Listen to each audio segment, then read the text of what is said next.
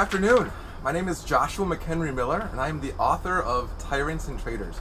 I wanted to first thank Miss Kaylynn for inviting me to answer some questions of what it looks like to be an author. Let's dive into those. Question number 1. When you get an idea for a book, what is the first step you take in formulating the story? So this has definitely changed for me over the years. When I first started writing, I would literally come up with an idea, start in chapter 1, and just write until I finished. There were some advantages to that, disadvantages to that, but at the end of the day, most of the stories I wrote weren't particularly tight. Then I had a friend of mine actually challenge me, hey, what would it look like to really plot out each beat of the story before you start writing it down? So I started doing that, really figuring out what's the entire arch of the story going to be before I would write a single sentence. Question number 2. Do you have more than one editor? The answer to that is yes. One of my best friends has actually read everything that I've ever written, and he's normally the first person who reads a book that I write. After that, I send it off to more professional writers and editors who we play ping pong back and forth with, where they'll send me some comments on what I've written, I'll respond to those, change some things, send it again, and we just keep sending the manuscripts back and forth.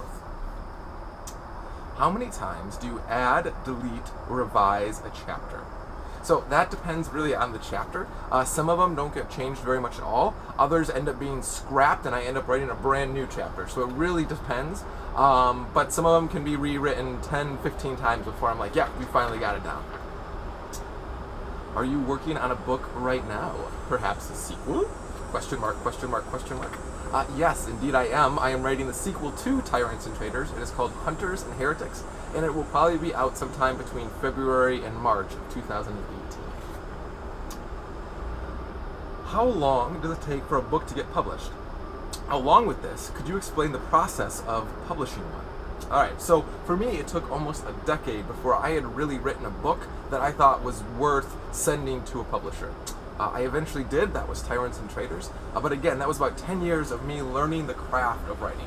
Once I had finally snagged a publisher, then it normally will take an author anywhere between 6 to 18 months to get the books edited, to do a bit of marketing around them, and to really get a good drive going, so once it can be in readers' hands, there's a really good platform to be able to talk about the book and get people excited about it. Let's see, what else do we have here? How do you deal with people/readers who don't like your book? Oh, this is a great one. So I have been very fortunate. My book has been reviewed a lot. Most of them have been pretty gracious, but there have been a few that have been not so gracious. And for me, the biggest thing that I've learned is that as I'm reading a review, I'm trying to figure out, is this person within my target audience, right? So I wrote Tyrants and Traitors for young adults and for people who really love fantasy adventure stories. There have been some people who have read my book and they're like, hey, that's not my genre, and so they're a little bit more critical of it, and that's okay.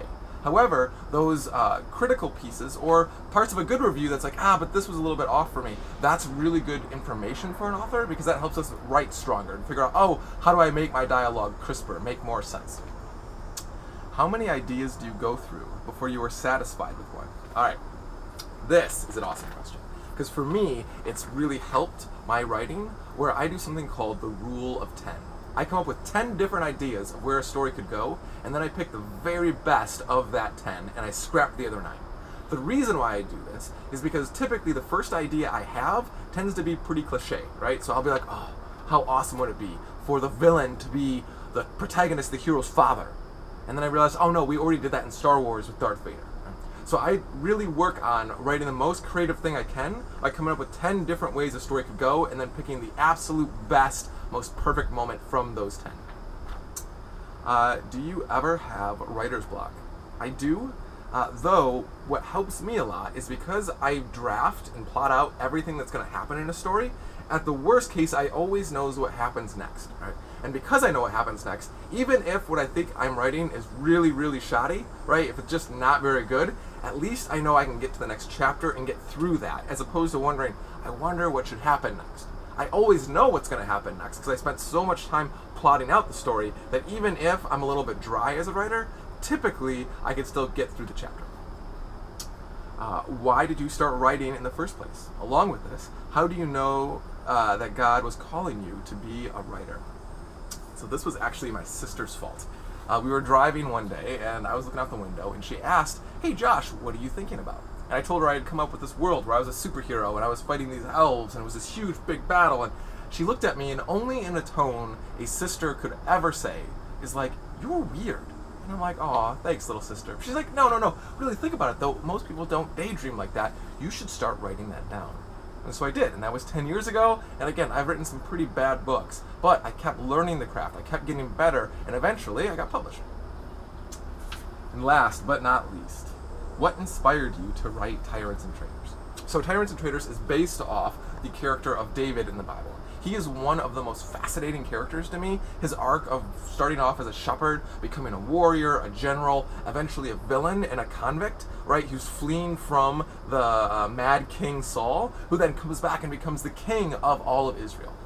To me, it's just such a powerful story, and I always had a heart to retell it. The problem was I didn't have the tools to tell a story worth telling, and this was one that I didn't want to get wrong. So I really waited a long time before I started working on Tyrants and Traitors.